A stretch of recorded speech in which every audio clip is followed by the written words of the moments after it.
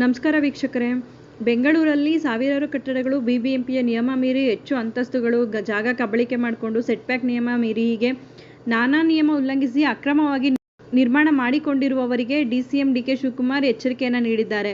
2025-26ನೇ ಸಾಲಿನ BBMP budget ಕುರಿತು ಬೆಂಗಳೂರು ನಗರದ ಶಾಸಕರ ಜೊತೆ ಸಭೆ ಬಳಿಕ ಡಿಸಿಎಂ ಮಾತನಾಡಿದ್ದು, ಅಕ್ರಮ ನಿರ್ಮಾಣಗಳ ಪತ್ತೆಗೆ ಎಐ ಅಂದರೆ ಆರ್ಟಿಫಿಷಿಯಲ್ ಇಂಟೆಲಿಜೆನ್ಸ್ ತಂತ್ರಜ್ಞಾನದ ಬಳಕೆ ಮಾಡಲಾಗುವುದು ಎಂದು ಹೇಳಿದ್ದಾರೆ.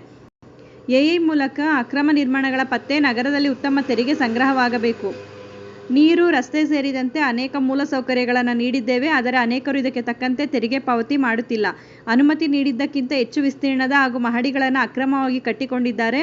ಇಂತಹ ಅಕ್ರಮಗಳನ್ನು ಎಐ ತಂತ್ರಜ್ಞಾನದ ಮೂಲಕ ಪತ್ತೆ ಮಾಡುವ ವ್ಯವಸ್ಥೆ ಜಾರಿಗೆ ತರಲಾಗುವುದು.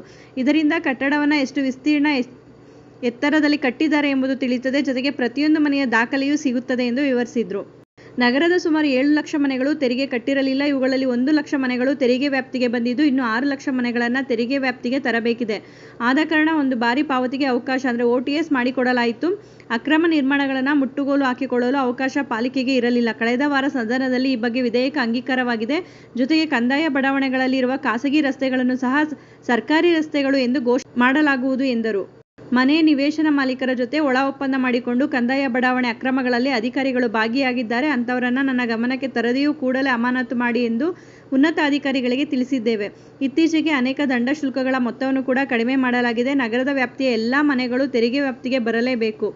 ಅವರು ತೆರಿಗೆ ಕಟ್ಟಲೇಬೇಕು. ಇದರಲ್ಲಿ ರಾಜಿಯಾಗುವುದಿಲ್ಲ ಎಂದು ತಿಳಿಸಿದ್ದಾರೆ. ಮನೆ ನಿರ್ಮಾಣ ವಿಚಾರದಲ್ಲಿ 50% ಗುಂಪು ಮನೆಗಳು, 50% ಒಂಟಿ ಮನೆಗಳು ಮಾಡಬೇಕು ಎನ್ನುವ ಸಲಹೆಯನ್ನು ಶಾಸಕರು ನೀಡಿದ್ದಾರೆ.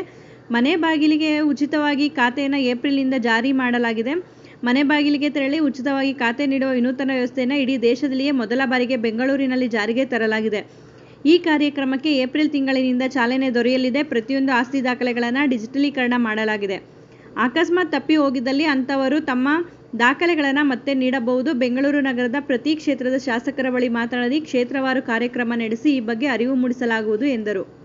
ಈ ಒಂದು ಮಾಹಿತಿ ಉಪಯುಕ್ತ ಆಗಿದೆ ಅಂತ ಭಾವಿಸ್ತೀನಿ. ಮತ್ತಷ್ಟು ಮಾಹಿತಿಗಾಗಿ ನಮ್ಮ ಚಾನಲನ್ನು ಲೈಕ್ ಮಾಡಿ, ಶೇರ್ ಮಾಡಿ. ಹೊಸದಾಗಿ ನೋಡ್ತಾ ಇರೋರು ಸಬ್ಸ್ಕ್ರೈಬ್ ಮಾಡಿಕೊಂಡು ನೋಡಿ.